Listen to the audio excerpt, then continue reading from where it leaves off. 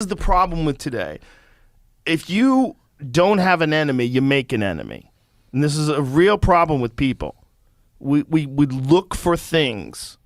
Like if there's some people that really hated you and they were the enemy, people that just joked around about stuff wouldn't be thought of as the enemy. It's like, and as the level of people truly hate you drops, you start looking for equilibrium in what you're upset about. And so now you're more upset about jokes. Now silence is violence. And now, you can't just be this, you have to be that. And it becomes this like weird control level where what people start to conflate. When you start equating jokes with like real feelings.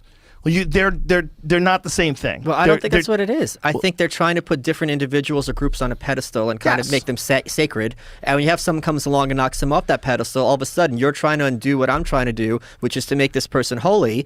And now you are my enemy because your agenda is the opposite of mine. Fully agree. I was getting to that. Okay. No, it's okay. You're right though, 100%. But it's these ideas that you can't make fun of are dangerous. They're not good for anybody. They're not good for the people to hold those ideas, whether it's about who you are or what you do. The idea that no fun can be had about any of this is crazy, because the idea is that then all fun is done maliciously and out of hate.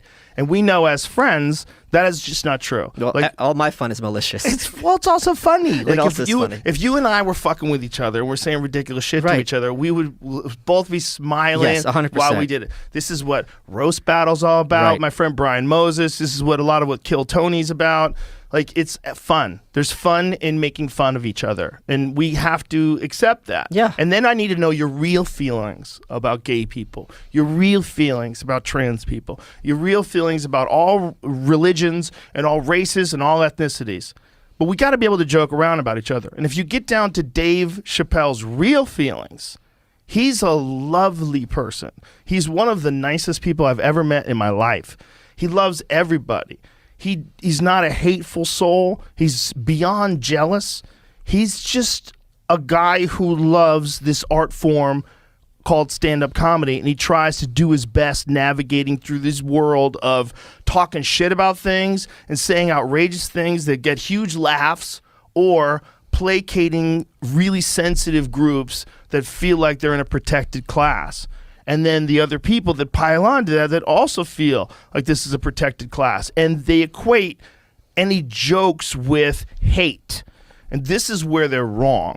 Like, I'm telling you that Dave Chappelle does not hate anyone or anything. But he's not that person. His jokes are just that. They're just jokes. And if you really pay attention to what he's saying, whether you agree with him or not in some of his jokes, like whether or not they're funny, just really pay attention to the overall message. It is in no way transphobic. It's just not. But this is a way for low-status people to try to compete with Dave and try to get on his level. Because if I'm some kind of rando journalist and I take down Dave Chappelle or Joe Rogan or somebody else, this elevates my status and my rank and takes him down a peg, and that's useful for me from an evolutionary point of view. You're absolutely right. You can't be denied. If you're a person and you're looking up at a guy like Dave Chappelle, he's at the highest of high levels. Right. You have to, you have to also equate that in anything you think about when you think about a guy like Dave Chappelle. But then you also have to realize that the problem is in listening to everybody, you're going to get a certain group of people that want people to not be able to work anymore. They want to like stop you.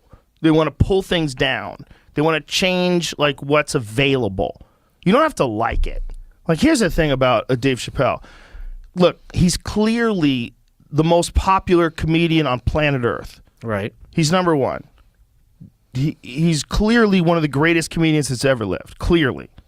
So obviously a lot of fucking people like him. And what you want is people to not have access to him. Right. When you have options, you don't have to like it, but if you want Netflix to take it down and you say it's hateful, this is an incorrect way to do this. If you want to make your own special about what was wrong with Dave Chappelle's special, or go on YouTube with your monologue like Keith Olbermann. Yeah, exactly. Go for it, and good luck to you. And maybe you'll have a point that person that you're criticizing could take into consideration and go, maybe I could do better at this. Because if something does bother you, if someone says something ridiculous about you, and it doesn't make any sense. It doesn't have any effect on you. The things that bother people is things that are at least slightly accurate. But I think this just kind of speaks to what we were talking about earlier, how they're trying to have there be, in the same way how intentionally or not, it's trying to push everyone to be an Amazon or a Walmart customer. They are trying to have everyone only consume media through pre-approved sources. Right, and that's if a you're problem. If you're not reading the New York Times or CNN or the Wall Street or the Washington Post or whatever, that means you're doing something wrong. So this is what they're doing, that process of elimination, by trying to funnel people into certain outlets that they themselves can control, and that creates uniformity and cohesion among the population. I think the problem is he created a journalistic version of the Streisand effect. I think that's the problem. Well, it's encouraging people to watch Chappelle. Yeah, it's encouraging for sure. That special's giant. Yeah, oh yeah. And for all sure. the controversy's only been good. And then when And people the watch controversy's it, bullshit because it's bullshit. not like he's Howard Stern back in the day. well, it's not only that. What he's saying in this, he's telling a story about a real person that he was close with that died, that became friends with him through comedy. There's a whole story to it. I don't want to give it up because I think you should watch the special. I toured with Dave. We did a lot of shows together. This is his story that he had about this person that he loved that died. It's not a transphobic story, but there's jokes in there. And in those jokes, he's poking fun at everything, including himself. I mean, this is a part of his act. It's part of any comic's act. Like, there's a lot of it that's just designed to be funny while he's telling a story. And it's one of the things that Dave does so well. He tells these stories and he figures out a way to get his point across while being really funny. But when you're going to be really funny, you're going to make fun of yourself, you're going to make fun of other people, you're going to make fun of everything. But that doesn't equal hate. And that's how men demonstrate camaraderie. Like, Yes. coming from Brooklyn, you have the Jewish guy, you have the Yes. Italian guy, you have the Puerto Rican guy, you have the black guy. Everyone's busting each other's chops, and that's how you symbolize that you're comfortable with each other. Yes. I'm safe with you by saying things that would get me in trouble in other contexts, and I trust you enough to know that you're not going to use that in a bad way, that we're all bros here.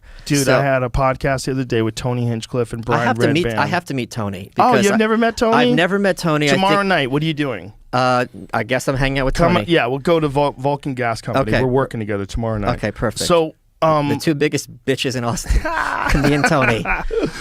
he'll fight you. The Kill Tony thing is like Tony Hinchcliffe and David Lucas have been friends forever. David Lucas is this hilarious up-and-coming comic.